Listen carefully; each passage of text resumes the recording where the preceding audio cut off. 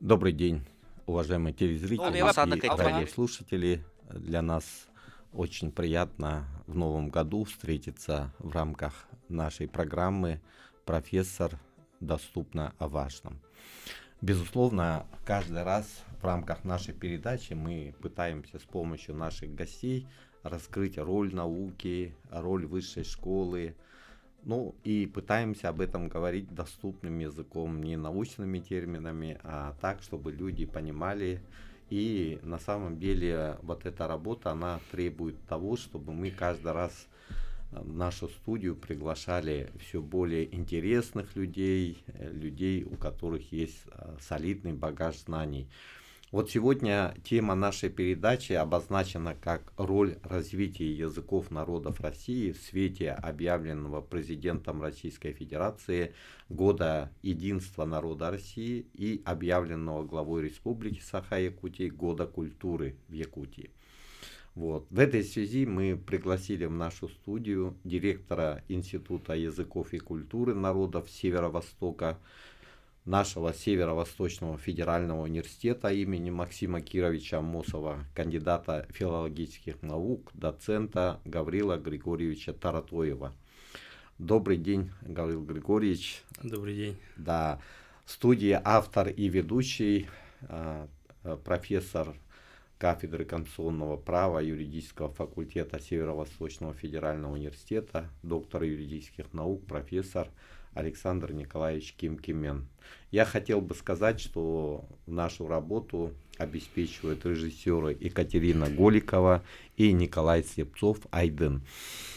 Вот, Гаврил Григорьевич, начнем с того, что многие думают, что люди науки, высшей школы, профессора, ректора, директора институтов, деканы, они как бы люди несколько из другого теста, да, и вот в этой связи, когда мы встречались с разными профессорами, например, вот Савиновым Андреем Савичем, да, в свое время, значит, и выходило так, что это самые обычные люди, которые даже с первого раза не могли поступить в вузы, да, но благодаря своей целеустремленности, настойчивости добивались высот как в науке, так и в карьере.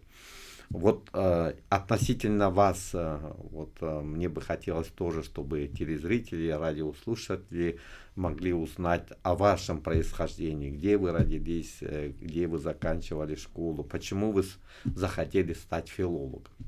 Пожалуйста. Я сам родом из маленького села Жумкон, что в Вилюйском Улусе. Родился я в многодетной семье, 7-м ребенком. И там же, в Жумконцах, я окончил 8-летнюю школу, затем поехал учиться в село Хампа, что находится рядом, да, и тоже вот окончил среднюю образовательную школу. После школы, после учебы, мне довелось работать рабочим в совхозе Средневилюйский. Потом, после совершеннолетия, меня взяли в армию. Я отслужил в армии, тогда в советской армии, да, с 1990 года до 1993 года. Вы удивитесь, почему так, да? Это из-за того, что, как вы все знаете, распался Советский Союз, были такие сложные времена, и в это время у нас не было, как говорится, тех, кто нас бы заменил, да? Я вот служил радистом на севере, и не хватало людей в армии, поэтому я вынужден был встретить 3 новых года в армии. И в то время я служил в радиотехническом батальоне. Среди представителей разных национальностей я один был, представитель Саха. И мне не с кем было говорить на своем родном языке, поэтому я очень так истосковался по своему родному языку, по дому.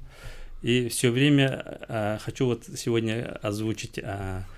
Утром специально включал якутское радио, чтобы послушать вот новости, вот утренние, да. Поэтому в это время как раз я стал думать, кем я буду после возвращения, куда я поступлю. И пришла такая мысль, что я после армии поступлю в Вилюйское педагогическое училище. Я уже слышал, что тогда в то время открылось якутское отделение при Вилюйском педагогическом училище, да.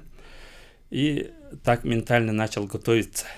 Там писал стихи, переводил разные эти тексты, да. И мне родители специально посылкой отправляли чолбон, тогда выходила на якутском языке, да, и сейчас есть чолбон. Я от корки до корки все это вычитывал.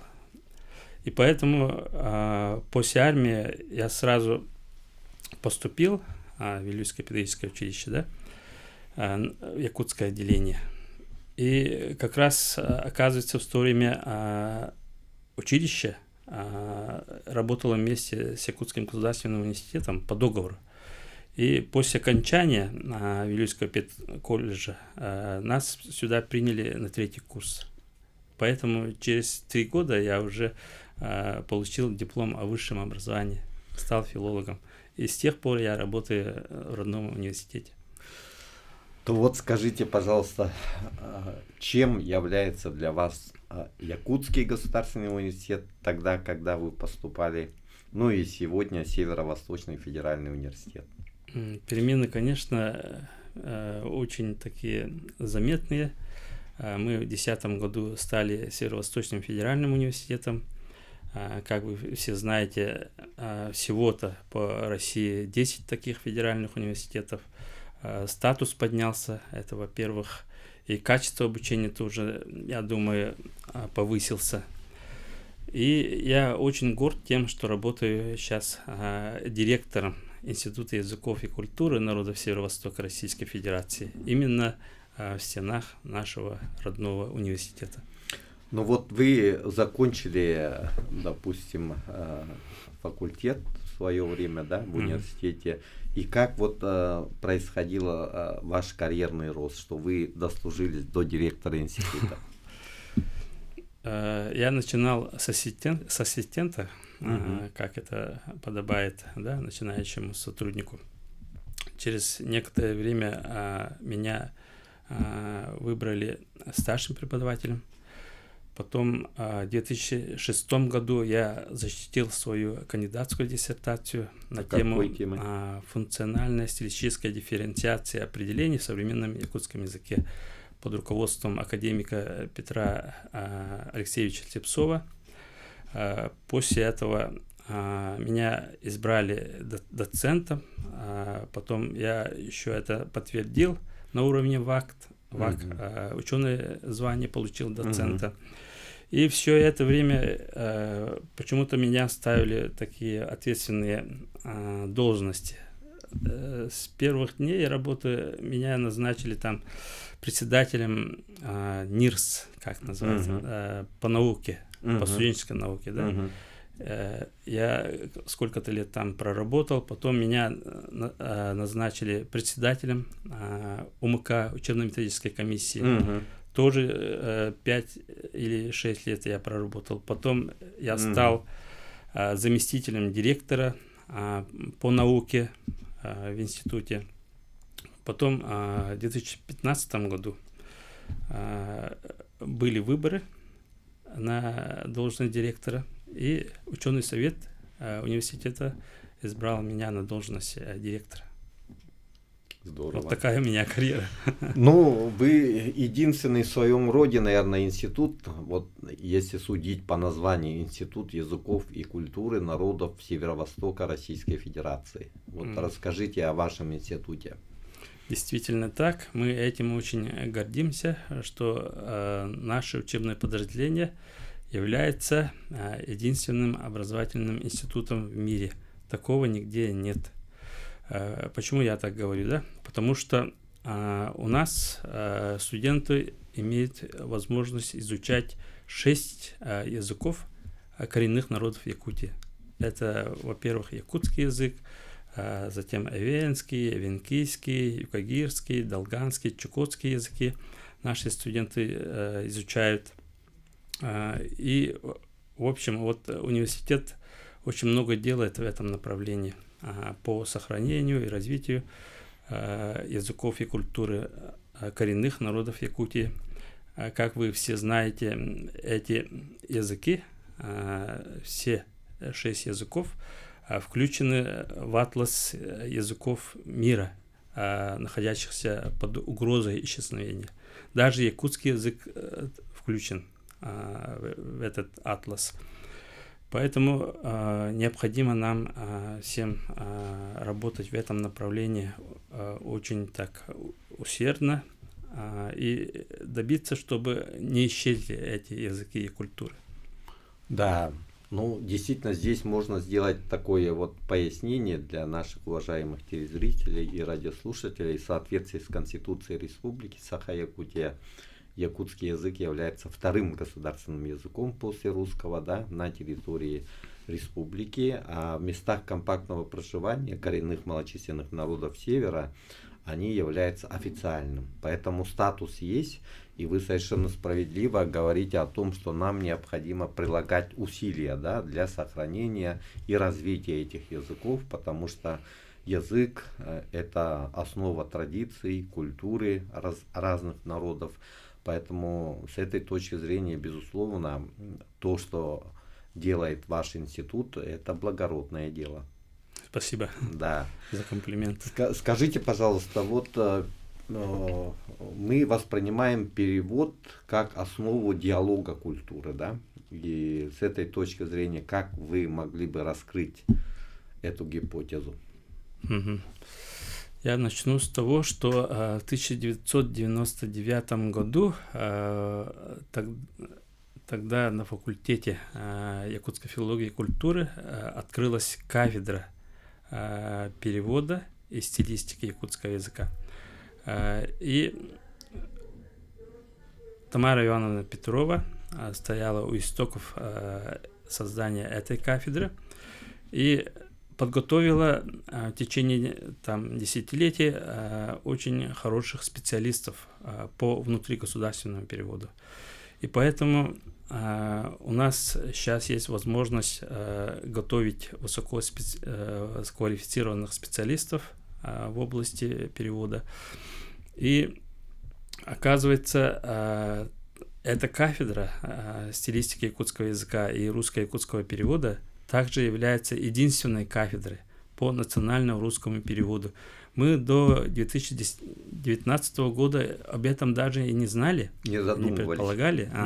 Мы тут в Якутске провели Всероссийскую научно-практическую конференцию, куда пригласили ученых из разных регионов, из Москвы, Санкт-Петербурга.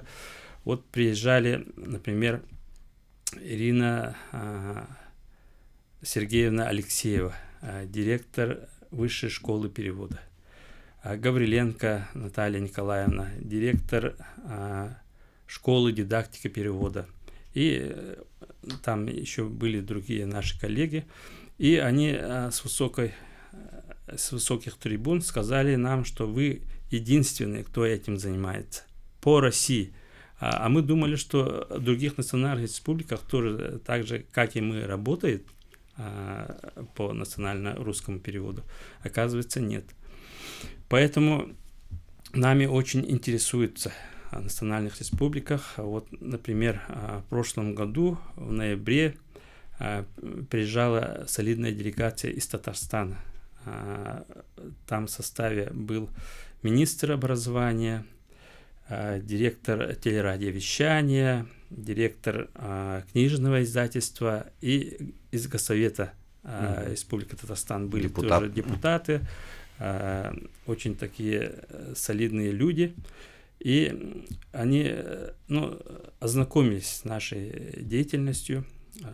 Они заходили туда, где проводились курсы повышения квалификации для государственных служащих на тему якутский язык по государственному управлению. И очень удивились, когда вот Александр Николаевич их сопровождал, да, и начал говорить на своем родном языке. Они спрашивали, вот все, кто сидит, все понимают по-якутски? Да, конечно, говорили. У них другая ситуация. Многие не говорят на татарском. Но на высоком уровне у них работа очень так планово идет по сохранению татарского языка, по продвижению татарского языка. Но вместе с тем они учатся у нас. Вот смотрели НВК Саха, приходили сюда тоже, да, и в разные школы, в разных школах побывали, да, и в конце они сказали, что Якутия впереди всех этих субъектов идет, оказывается, по сохранению языков. Вот да. Такие высокие оценки нам дают. Это замечательно. Ну вот глава Республики Татарстан Миниханов, он неоднократно приезжал к нам, посещал вот национальный праздник ИСЭХ, потом мы проводили Сабантуй всероссийский здесь, в городе Якутске, проводили соревнования по борьбе куреш, это татарская борьба, и по нашему масс-рессингу, перетягивание палки, да. Mm-hmm. И вот Раис после первого посещения по приезду в Казань дал задание: вот вы должны к Сабантую относиться более серьезно, не превращать его в какой-то праздник песни и пляски, а вот глубинная философия должна быть, как у народа Саха это проводится. Да, пример. То есть я в этом смысле с вами соглашусь, да, что наши татарстанские коллеги безусловно интересуются, да, а все-таки первоосновы в этом деле заложил наш первый президент Михаил Ефимович Николаев, который объявил ИСЭХ официальным праздником, да, который вложил много сил и труда для сохранения традиционной культуры народа Саха. Вот я, начиная с 1992 года, являюсь президентом Ассоциации национальных видов спорта игр народов Якутии Сахада Спорт, да, где вот объединены 9 федераций на сегодняшний день. Это и борьба Хапсагай, и якутские прыжки, масс-рестлинг, якутское многоборье, северное многоборье, настольные игры, традиционная стрельба из лука и даже гиревой спорт, потому что мы считаем, что Якутия это интернациональный. Вот то, что Владимир Владимирович Путин обозначил этот год как год единства многонационального народа России, мы эту тему очень сильно разделяем, поскольку, например, вот масс-рестлинг мы смогли вывести на всероссийский и на международный уровень. Вот Всероссийскую федерацию масс-рестлинга возглавляет Гуляев Михаил Дмитриевич, который сегодня является президентом Чурапчинского института физической культуры и спорта. Он же является основателем этого института. Это единственный институт, который в сельской местности находится, да, Чурапчи. Понимаете, а президентом Международной Федерации является Акимов Александр Константинович, который был у нас и вице-президентом, и сенатором многие годы. Так вот, у нас Всероссийская Федерация объединяет более 60 субъектов, представляете, Российской Федерации, где масс-рестлинг культивируется, проводятся соревнования, а Международная Федерация сегодня в своих рядах объединяет 65 стран со всех 5 континентов планеты. И мы уже провели 7 чемпионатов мира. Вот в прошлом году мы проводили в Монголии, до того проводили в Кыргызстане и так далее. Поэтому с этой точки зрения вот наша работа, вот, она является важной, да, и тут мы понимаем, что сохраняем традиционную культуру. И вот к играм Манчары в прошлом году мы провели такой проект «Поколение Батуров». То есть мы должны сохранить наши традиции из поколения в поколение. И сохранять уважение к нашим спортсменам. Более того, мы презентовали эту книгу на родине Платона Алексеевича Аюнского, который является автором героического эпоса Алон-Хо, который признан шедевром нематериального культурного наследия человечества. И мы уже отмечаем 20-летие, да, этого события, более 20 лет. И в этом плане я думаю, что данная работа, она является важной для сохранения культуры нашего народа, для того, чтобы и передавать их через поколение. Мы прервемся. Еще раз приветствую уважаемых телезрителей и радиослушателей. В эфире программа «Профессор. Доступно о важном». И у нас в гостях директор Института языков и культуры народов Северо-Востока Российской Федерации, нашего Северо-Восточного федерального университета имени Максима Кировича Амосова, кандидат филологических наук, доцент Гаврил Григорьевич Таратоев. Ну вот мы говорим о том, что перевод как инструмент диалога культур. Очень четкое определение. Вот давайте продолжим на эту тему. Как раз вы говорили о масс-рестлинге. Я хочу добавить, да, через масс-рестлинг популяризируется наш якутский язык, потому что команды чая белем на якутском языке. Да. Поэтому наш национальный вид способствует тому, чтобы наш язык жил, да, и не только здесь, а за пределами России даже, да, на мировом уровне.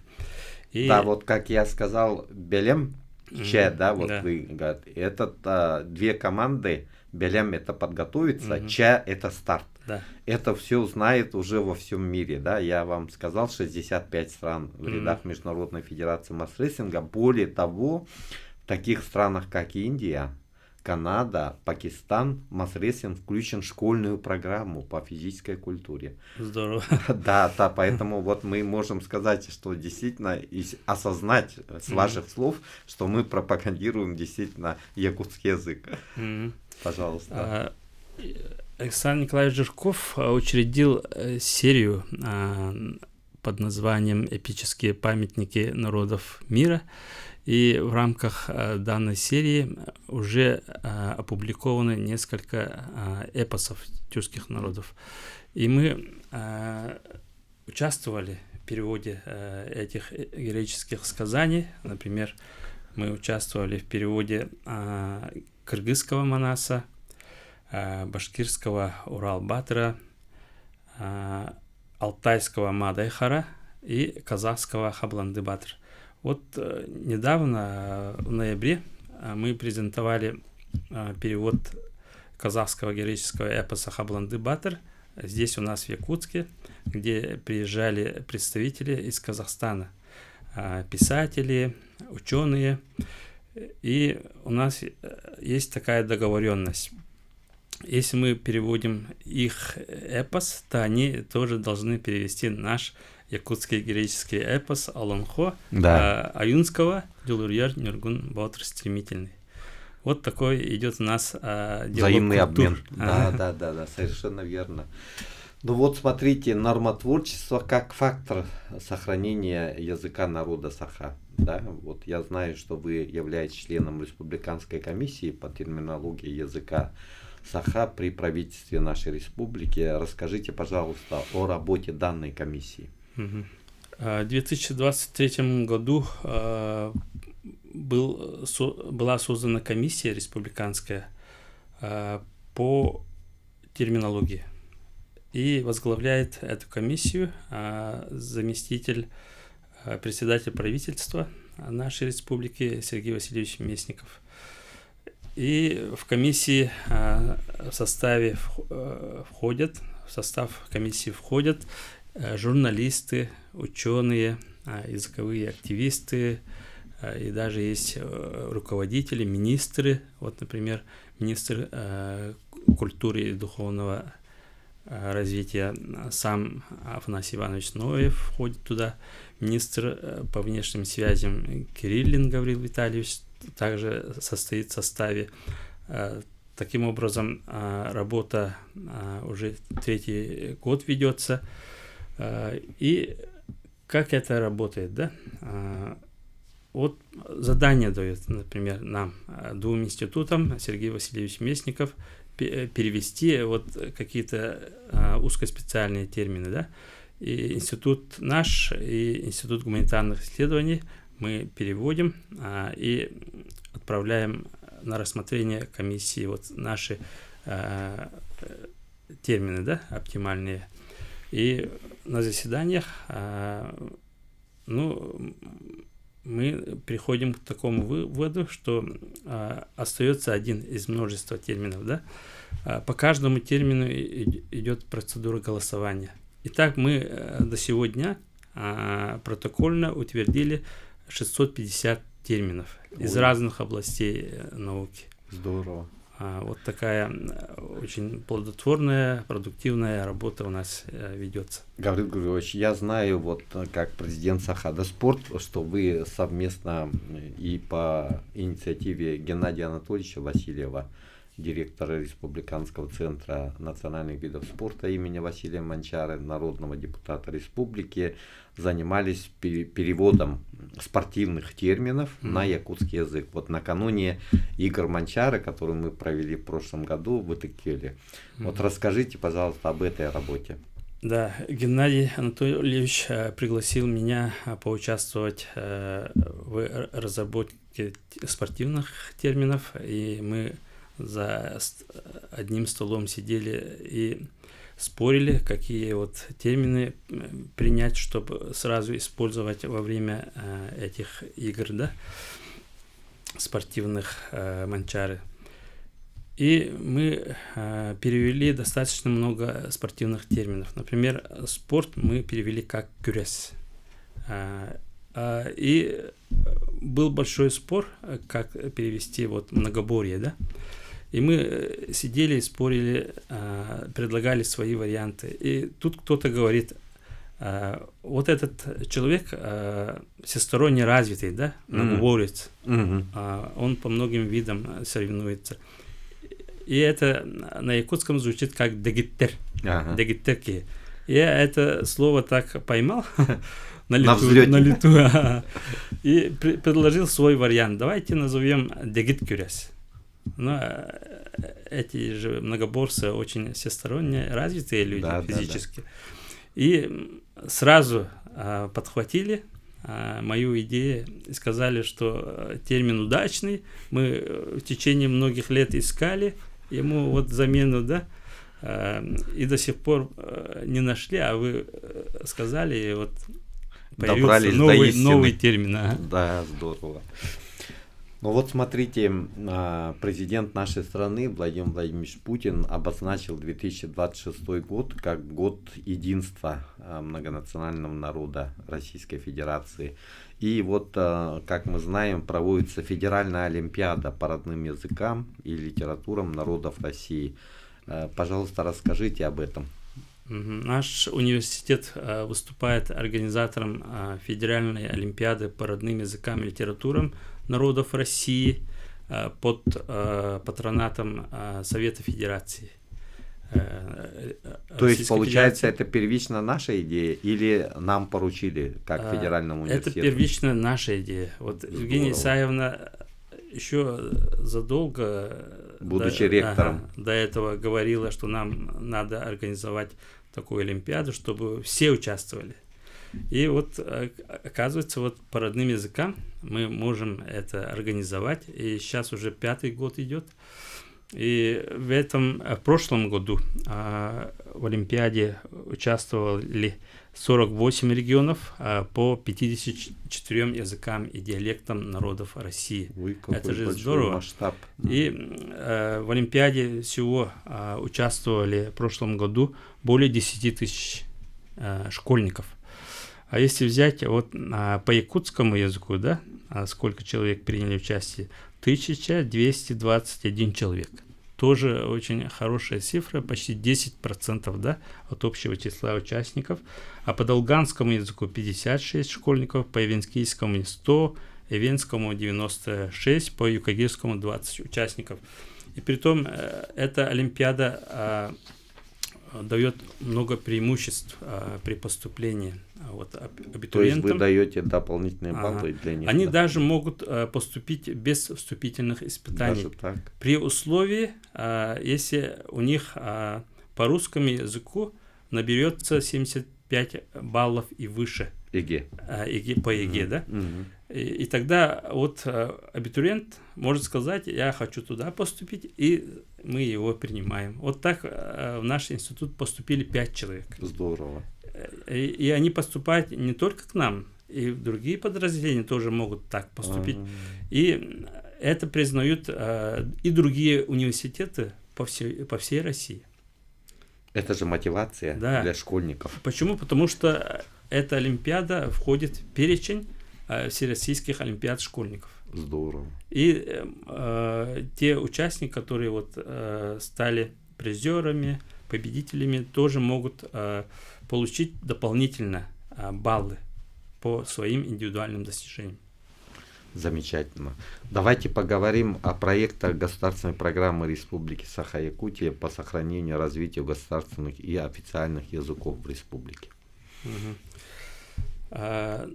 Программа государственная по сохранению и развитию государственных и официальных языков финансируется нашей республикой.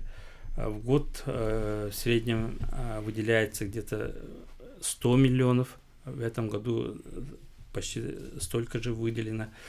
И в рамках этой программы проводится очень масштабная работа. Например, если взять вот НВК Саха, да, НВК Саха проводит несколько конкурсов по популяризации Олонхо, например, Олонхо Батыл, и Ты Чабыргах, Күн Оохая.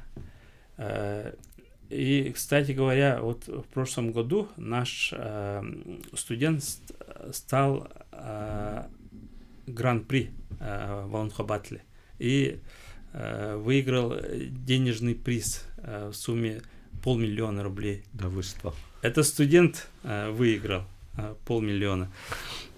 И по данной программе, в рамках данной программы, мы тоже вот издаем такие замечательные книги. Вот я в руках держу русско-якутский, якутско-русский терминологический словарь культуры народа Саха. Вот она вышла в издательстве «Наука» в Новосибирске. В каком количестве экземпляров? Экземпляр 600. 600 экземпляров. И на днях, 3 февраля, будет презентация данного словаря. Да, впервые люди видят, с ваших уст слышат. Никто не получил в подарок, кроме Национальной библиотеки. И вот тоже вот на днях издана вот энциклопедия иллюстрированная, увлекательное путешествие «Мир якутской культуры» называется. Только тут на якутском языке. Саха-Уран Сургуна Игатигер Умсулганна Хаян. Тоже мы планируем провести презентацию 11 февраля в рамках декады родного языка и письменности, которая будет проходить у нас в стенах нашего университета. Я даже напрошусь на вашу презентацию. Конечно, я, это очень интересно. Пользуясь случаем, приглашаю на презентацию. Замечательно, да, здорово. Ну, вот смотрите, обучение студентов других национальностей у вас, как вы вот смогли бы ответить на этот вопрос в вашем институте? Если посмотреть на историю, обратиться в историю, да, я могу сказать, что обучение инофонов началось с 1992 года под руководством Степана Константиновича Колодезникова, профессора нашего института. Он сам говорил, что через него прошли стажеры из 24 стран. Больше 100 стажеров прошли обучение у него. И впоследствии из этих стажеров вышли видные ученые. Я могу назвать несколько имен. Например, венгр Чабо Мисарош, турок Мурат Ирсёс и другие. Поэтому у нас сложилась такая хорошая методика по преподаванию якутского языка иноязычным студентам. Здорово, здорово. Вот мы говорим о том, что этот год единства народов, и в республике год культуры, очень большой пласт мы с вами рассмотрели. Более того, я хотел бы отметить, что в 2032 году мы будем отмечать вместе с вами 400-летие вхождения Якутии в состав Великого Российского государства. Вот буквально вчера у Саргланы Васильевны Максимовой мы в Национальной библиотеке встречались. Будем говорить, такая, образно говоря, фокус-группа. И Игнатьева Сарглана Семеновна была, ректор АГИКИ Ершов Михаил Михайлович был, представляющий Республиканский центр национальных видов спорта. Также был Дмитрий Андреевич Апрасимов, руководитель нашего филиала Общества знания. И мы вот провели такой мозговой штурм на тему подготовки вот 400-летия. И у нас получается достаточно интересная линейка, да, в части того, что мы должны раскрывать персонально тех людей, которые вложили в это свою лепту, да. Вот история-то 4-вековая будет, и за весь этот период мы никогда не подвели своему историческому выбору, да, и на самом деле реализуем. Вот в следующем году будем отмечать 150-летие Алексея Елисеевича Кулаковского, да, который писал в письме своей якутской интеллигенции еще в 1912 году о том, что большеносый Нуча для нас роднее, и мы должны держать именно курс совместно с русским народом. И вот у нас будет специально проводиться круглые столы в рамках общественно-консультативного круглого стола «Кустук Радуга», который я веду с 1996 года. В этом году уже 30 лет, как мы ведем работу в рамках этого круглого стола. И будем каждый раз обсуждать разные темы и разные персоналии. И первое заседание мы наметили на 12 февраля. И темой будет как раз единство народов в Якутии, да, многонациональный народ. И мы начнем с себя, потому что мы знаем, что в Центре культуры эта работа очень серьезно проводится. Центр культуры имени Кулаковского, да, различные национальные общины и так далее.